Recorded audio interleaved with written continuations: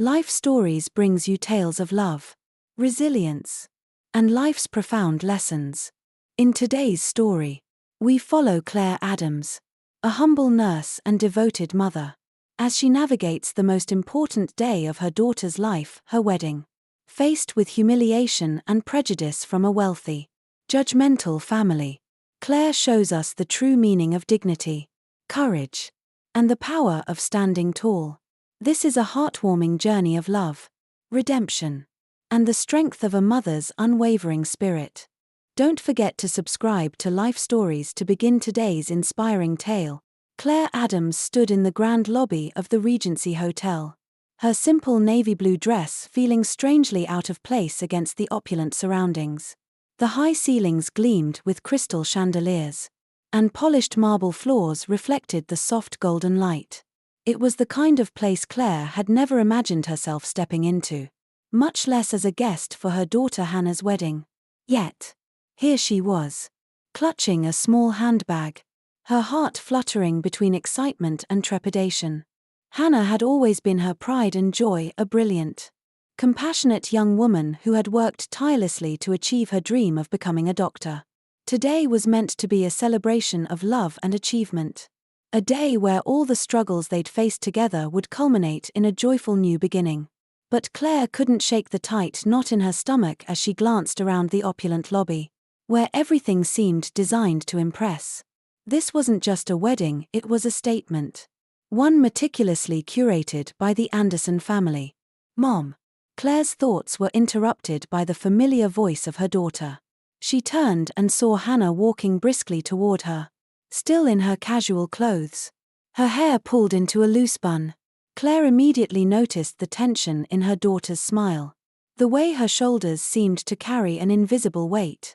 "You made it," Hannah said, her voice light but not entirely convincing.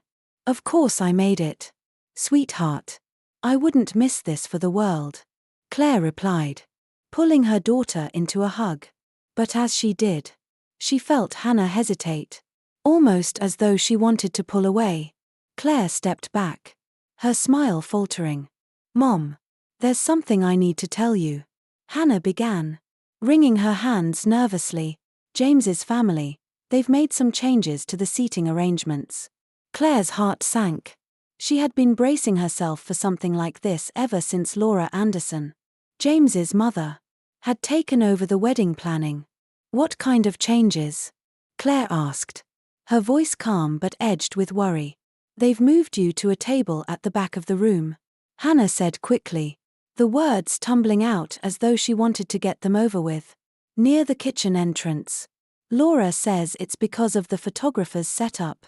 But her voice trailed off, and she looked down, unable to meet her mother's eyes. Claire's chest tightened. She wanted to be strong for her daughter, to tell her it didn't matter, but the sting of humiliation was undeniable. Before she could respond, a sharp, authoritative voice echoed across the lobby. "Hannah, what are you doing down here? We need you in the bridal suite immediately."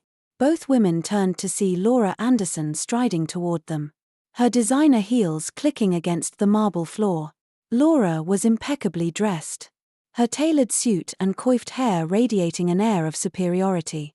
Her eyes swept over Claire briefly, with a look that barely concealed her disdain. "Oh, you're here," Laura said, her lips curving into a thin, practiced smile. "Hello, Laura. The hotel looks lovely," Claire said, straightening her posture. "Yes. Well, we wanted everything to be perfect for James and Hannah," Laura replied, her tone laced with condescension. She turned to Hannah, her smile softening only slightly. "Darling, your hair appointment was scheduled 10 minutes ago. We don't want to keep everyone waiting, now do we?" Hannah hesitated, glancing at her mother. "Mom, I'm so sorry about." "Go on," Claire interrupted gently, her voice steady despite the storm brewing inside her. "It's your day. Don't worry about me." Hannah gave her a grateful but conflicted look before hurrying off with Laura. As the two disappeared into the elevator, Claire stood alone in the vast, luxurious lobby, For a moment, she allowed herself to feel the full weight of the humiliation. Laura's words replayed in her mind, "You don't fit in with our crowd." Claire thought about all the extra shifts she had worked at the hospital. The nights she had stayed up helping Hannah study for her medical school exams. The sacrifices she had made as a single mother to give her daughter a better future. And now, here she was, being treated as an inconvenience at her own child's wedding. Pushing back the tears threatening to spill, Claire made her way to the ballroom to see the seating arrangements for herself. The space was breathtaking, adorned with fresh flowers and illuminated by soft, golden light. A string quartet was rehearsing in the corner, their music filling the room with an air of sophistication. But as Claire walked toward the back of the room, she saw her table, tucked away behind a large pillar near the swinging kitchen doors. It was as if they had deliberately chosen the most hidden and humiliating spot for her. "Mrs. Adams." Claire turned to see a young woman in a hotel uniform approaching her. "I'm Jessica from Event Services," the woman said with a sympathetic smile. "We were told this would be your table." Claire nodded. "That's right." Jessica hesitated, glancing around before lowering her voice. "I just wanted to say, we know who you are. My sister was in the hospital last year when you worked that terrible 30-hour shift during the accident crisis. You saved her life." Claire blinked in surprise. She remembered that night vividly, a massive highway pileup that had left the hospital overwhelmed. She had stayed long past her shift, working until she could barely stand. Jessica continued, "We think it's wrong how they're treating you. And we just wanted you to know that if you need anything, the staff here is on your side." Claire felt a lump rise in her throat. Jessica's words were a lifeline, a reminder of her worth amidst the sting of humiliation.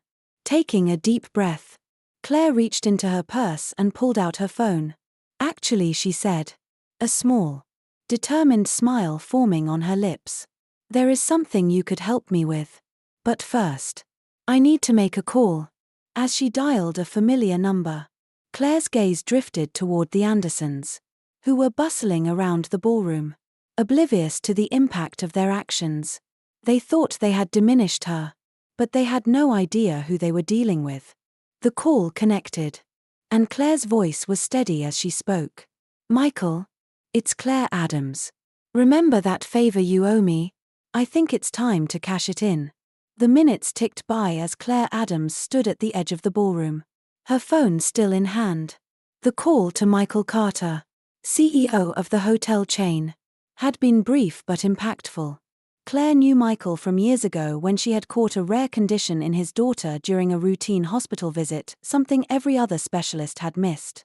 She had stayed by his daughter's bedside that night, ensuring her recovery. Michael had been effusive in his gratitude, insisting she call him if she ever needed anything. Today was that day. As Claire waited, the ballroom filled with guests dressed in designer gowns and tailored suits. The Anderson family greeted their elite friends and acquaintances with exaggerated embraces and air kisses, their laughter ringing out like a performance. Claire couldn't help but feel the weight of their disdainful glances whenever their eyes flickered toward her table near the kitchen doors.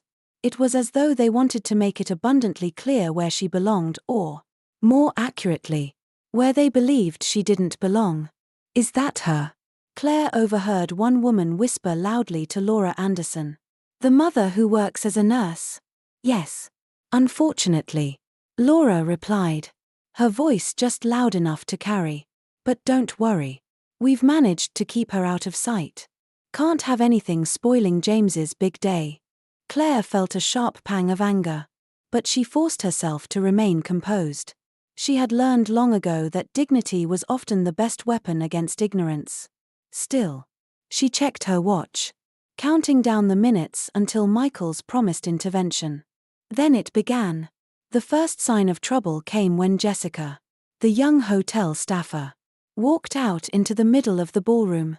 She wasn't wearing her uniform anymore. Instead, she had changed into street clothes, her head held high as she made her way to the exit. "Jessica, where are you going?" Laura called out, her voice sharp and commanding. "I quit." Jessica said simply, not bothering to turn around. Before Laura could process this, more staff members followed suit. The bartenders packed up their tools. The valets walked off their posts. And even the wedding coordinator closed her laptop and headed for the door. What is the meaning of this? Laura demanded, her face turning a deep shade of red. You can't just leave. We have a contract. Actually, a deep voice interjected. They can. The room fell silent as Michael Carter stepped into the ballroom. His commanding presence was impossible to ignore. And Claire couldn't suppress a small smile as she watched Laura's expression shift from indignation to confusion and finally, to desperate charm. Mr. Carter. Laura began, her tone sugary sweet. There must be some misunderstanding. We booked this venue months ago. And now I'm unbooking it. Michael interrupted firmly. He turned to address the gathered guests.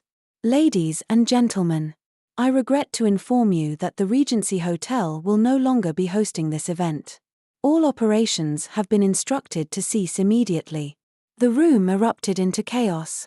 Guests murmured in confusion. James's father began shouting about lawsuits. And Laura looked as though she might faint. Michael, what is this about? Laura demanded, her composure cracking. Michael ignored her and strode directly toward Claire. His face softened into a warm smile. Claire. There you are, he said. His voice carrying a warmth that contrasted sharply with the cold atmosphere of the room. The shift in the room was palpable. All eyes turned to Claire as murmurs swept through the crowd. You know each other? Laura stammered, her voice faltering. Know each other? Michael laughed.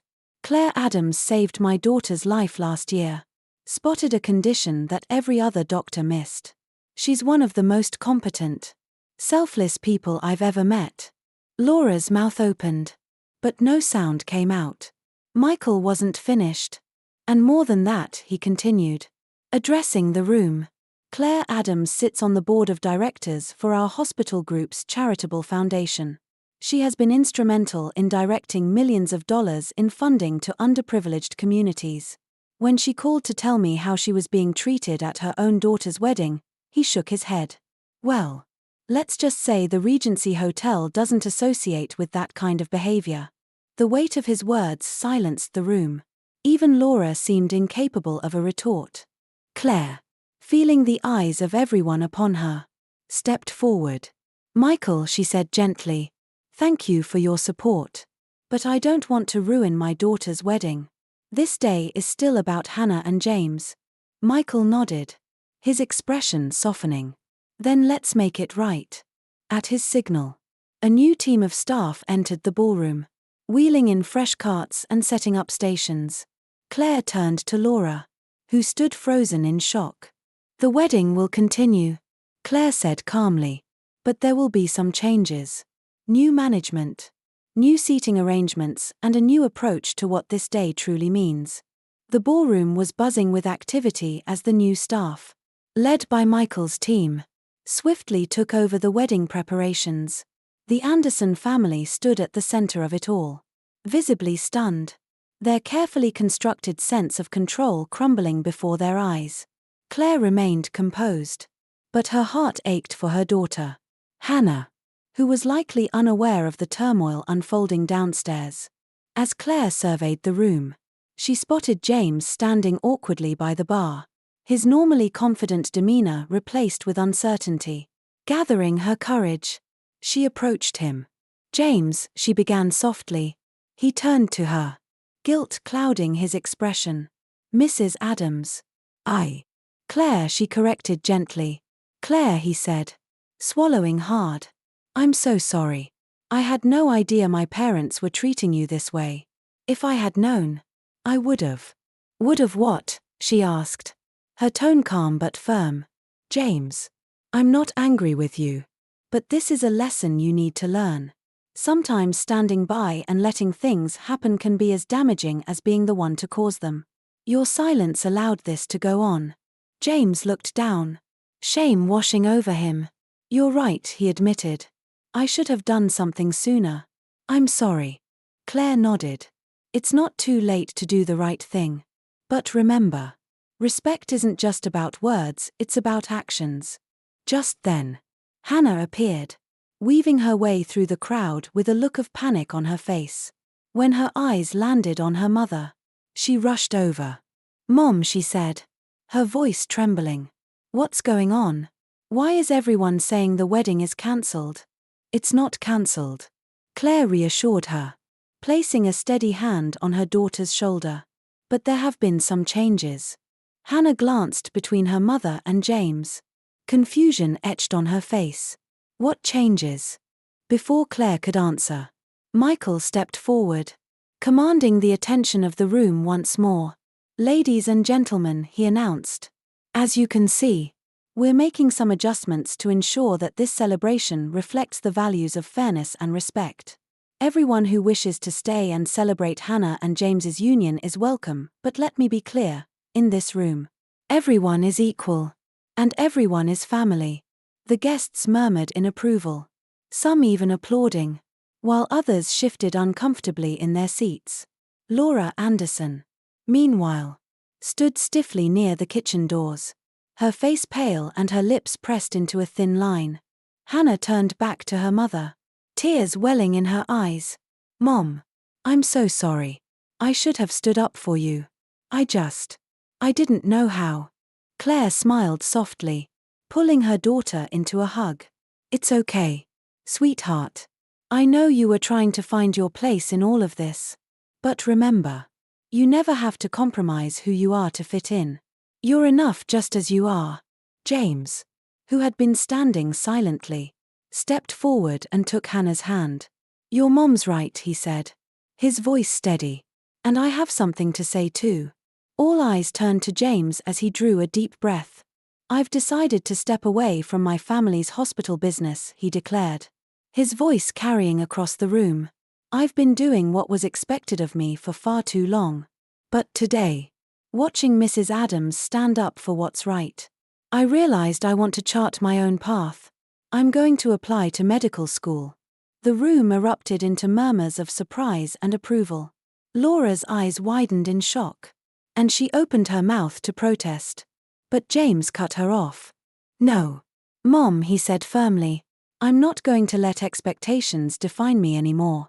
I want to help people directly, the way Hannah's mom has. That's the life I want to lead." Hannah's grip on James's hand tightened, and she looked at him with admiration. "I'm proud of you," she said softly. Claire's chest swelled with pride as she watched the transformation unfolding before her. For the first time, she saw James standing as his own person, unshackled from the weight of his family's expectations. As the new staff finalized the preparations, Claire turned to the gathered guests. "This day is about love, unity, and respect," she said. "Let's celebrate not just a marriage, but the values that bring us together." With that, the mood in the room shifted entirely. The tension dissolved, replaced by warmth and camaraderie. Guests who had previously been preoccupied with appearances began mingling more freely, the atmosphere becoming less about status and more about genuine connection. By the time the ceremony began, slightly delayed but infinitely more heartfelt, Claire found herself seated in the front row, right where she belonged. Hannah and James exchanged their vows with tears in their eyes and smiles on their faces, their words a testament to the love and partnership they were building. As Claire watched, she felt a deep sense of peace. This day had turned out far differently than she had anticipated, but it had revealed something even more valuable: the power of standing tall in the face of adversity and the profound impact of living with integrity. As the evening wound down, Claire Adams stood on the terrace, watching the city lights twinkle in the distance. Hannah joined her, slipping an arm around her mother. "Mom," she said softly, "thank you for everything. You showed me what it means to stand tall, no matter what." Claire smiled, her heart full. "And you showed me that love and courage can change everything." Inside, the reception buzzed with laughter and conversation. The once divided room now united. The Andersons, humbled and quiet, blended into the background while guests celebrated the beauty of the day. Sometimes, Claire thought, the best way to triumph isn't through revenge, but by holding on to your dignity, your truth, and the values that matter most. Want more inspiring stories like this?